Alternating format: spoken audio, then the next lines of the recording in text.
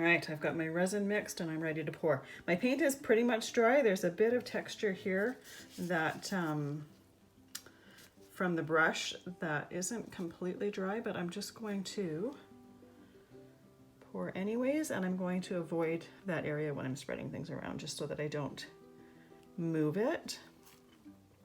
Now I'm getting low on resin in my bottle, so here's a tip.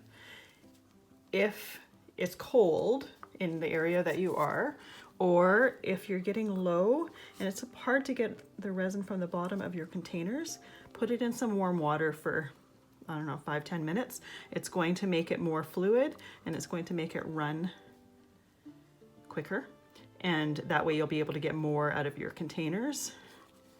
It's always a waste to have to leave something in the container that you can't get out in order to use. Resin's expensive enough as it is without having to do that. So just a quick little tip.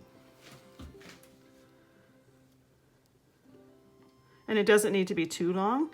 I had it in for like 5 minutes while I was painting is when I had it in the warm water. It doesn't need to be hot, just needs to be nice and warm.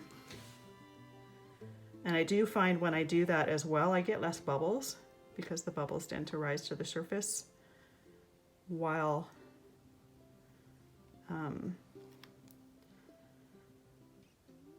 I'm mixing, because it's more fluid, they just come to the surface easier. All right, we've got everything covered. Now let's get all the excess bubbles out of there.